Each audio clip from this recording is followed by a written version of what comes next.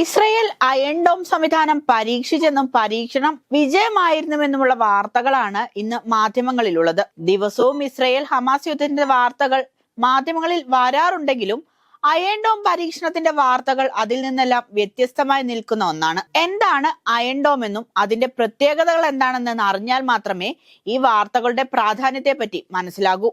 ആദ്യം എന്താണ് iron dome എന്ന് നോക്കാം. ഹ്രസ്വദൂര റോക്കറ്റുകളെയും പീരങ്കി ഷെല്ലുകളെയും തടഞ്ഞു നശിപ്പിക്കാൻ രൂപകൽപ്പന ചെയ്തിരിക്കുന്ന ഇസ്രയേലിന്റെ മൊബൈൽ വ്യോമ പ്രതിരോധ സംവിധാനമാണ് അയൺ ഡോം. ഏത് കാലാവസ്ഥയിലും പ്രവർത്തിക്കാൻ സാധിക്കുന്നു എന്നതുകൊണ്ട് തന്നെ അയൺ ഡോം സംവിധാനം കാര്യക്ഷമമാണെന്ന് ഉറപ്പിച്ചു പറയാൻ സാധിക്കും. റഫേൽ അഡ്വാൻസ്ഡ് ഡിഫൻസ് സിസ്റ്റംസും ഇസ്രയേൽ എയ്റോസ്പേസ് ഇൻഡസ്ട്രീസും ചേർന്ന് വികസിപ്പിച്ചെടുത്ത ഇത് ഇസ്രയേലിന്റെ ബഹുതല പ്രതിരോധ തന്ത്രത്തിന്റെ ഒരു നിർണായക ഘടകമാണ്. ഇസ്രയേൽ പ്രതിരോധ സംവിധാനമായ അയൺ ഡോമിന്റെ പ്രധാന സവിശേഷതകൾ എന്തൊക്കെയാണെന്ന് നോക്കാം. ദൂരപരിധി 4 മുതൽ 70 കിലോമീറ്റർ, അതായത് 2.543 മൈലിനുള്ളിൽ വരുന്ന ഭീഷണികളെ തടയുന്നു എന്നതാണ് പ്രധാന സവിശേഷതകളിൽ ഒന്ന്. വിജയനിരക്ക്.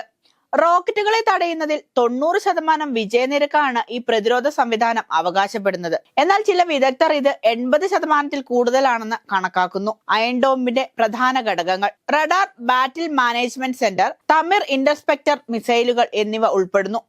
എന്താണ് തമിർ ഇന്റർസെപ്റ്റർ മിസൈലുകൾ? ഇസ്രയേലിന്റെ അയൺ ഡോം വ്യോമ പ്രതിരോധ സംവിധാനത്തിന്റെ നിർണായക ഘടകമാണ് തമിർ ഇന്റർസെപ്റ്റർ മിസൈലുകൾ. ഹ്രസ്വദൂര റോക്കറ്റുകൾ, പീരങ്കി ഷെല്ലുകൾ, മറ്റ് വ്യോമ ഭീഷണികൾ എന്നിവ തടയാനും നശിപ്പിക്കാനുമാണ് ഈ മിസൈലുകൾ രൂപകൽപ്പന ചെയ്തിരിക്കുന്നത്. മൊബിലിറ്റി. ആവശ്യാനുസരണം വിവിധ സ്ഥലങ്ങളിലേക്ക് വേഗത്തിൽ വിന്യസിപ്പിക്കാൻ കഴിയുമെന്നത് തന്നെയാണ് അയൺ ഡോമിന്റെ പ്രധാന സവിശേഷത. അയൺ ഡോമുകൾ പ്രധാനമായും പ്രവർത്തിക്കുന്നത് യുദ്ധഭീഷണിയുമായി വരുന്ന വിമാനങ്ങൾ, ഡ്രോണുകൾ, മറ്റ് വ്യോമ ഭീഷണികൾ എന്നിവ തടസ്സപ്പെടുത്തുക എന്ന ലക്ഷ്യത്തോടെയാണ്. ഈ അയൺ ഡോമുകൾ എങ്ങനെ പ്രവർത്തിക്കുന്നു എന്ന് നോക്കാം. അയൺ ഡോം റഡാറുകൾ രാജ്യത്തിന്റെ പ്രതിരോധ സംവിധാനങ്ങളുടെ മേൽ ഭീഷണിയായി വരുന്ന പ്രൊജക്ടൈലുകളെ കണ്ടെത്തുന്നു. അവയുടെ വേഗതയും ദിശയും ട്രാക്ക് ചെയ്യുന്നു. ജനവാസ മേഖലകൾക്ക് പ്രൊജക്ടൈൽ ഭീഷണി ഉയർത്തുന്നുണ്ടോ എന്ന യുദ്ധ മാനേജ്മെന്റ് സെന്റർ കണക്കാക്കുന്നു. അത്തരത്തിലൊരു ഭീഷണി തിരിച്ചറിഞ്ഞാൽ പ്രൊജക്ടൈലിനെ നശിപ്പിക്കാൻ തമിർ ഇന്റർസെപ്റ്റർ മിസൈലുകൾ വിക്ഷേപിക്കുന്നു. പ്രതിരോധ സംവിധാനത്തിൽ അയൺ ഡോമുകളുടെ പ്രാധാന്യം. സിവിലിയന്മാരുടെ സംരക്ഷണം, സാങ്കേതിക നേട്ടങ്ങൾ, അന്താരാഷ്ട്ര താൽപര്യം. നിരവധി രാജ്യങ്ങൾ സ്വന്തം പ്രതിരോധ ആവശ്യങ്ങൾക്കായി അയൺ ഡോം സിസ്റ്റമോ അതിന്റെ ഘടകങ്ങളോ സ്വീകരിക്കുന്നത് പരിഗണനയിലുണ്ട്. പ്രതിരോധ സംവിധാനങ്ങൾ മികച്ചതാണെങ്കിലും ഇസ്രയേലിന്റെ അയൺ ഡോം സംവിധാനങ്ങൾക്ക് നിരവധി പോരായ്മകളും പരിമിതികളും ഉണ്ടെന്ന് വിദഗ്ധർ പറയുന്നു. ആദ്യത്തേത് ഉയർന്ന പ്രവർത്തന ചെലവാണ്. അതായത് ഓരോ തമിർ ഇന്റർസെപ്റ്റർ മിസൈലിനും ഏകദേശം $40,000 മുതൽ $1,00,000 വരെ വില വരും.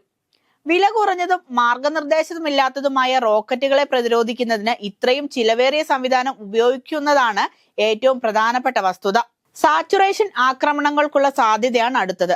അതായത് അയൺ ഡോമിനെ ആക്രമിക്കാൻ ധാരാളം മിസൈലുകളോ റോക്കറ്റുകളോ ഒരേ സമയം വരികയാണെങ്കിൽ അവയെ ഒരേ സമയം പ്രതിരോധിക്കാൻ സാധിക്കാതെ വരുമെന്നും പറയപ്പെടുന്നു.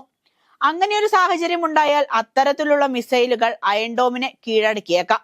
ഹ്രസ്വദൂര റോക്കറ്റുകളെയും പീരങ്കി ഷെല്ലുകളെയും തടസ്സപ്പെടുത്തുന്നതിനാണ് സിസ്റ്റം രൂപകൽപ്പന ചെയ്തിരിക്കുന്നത്.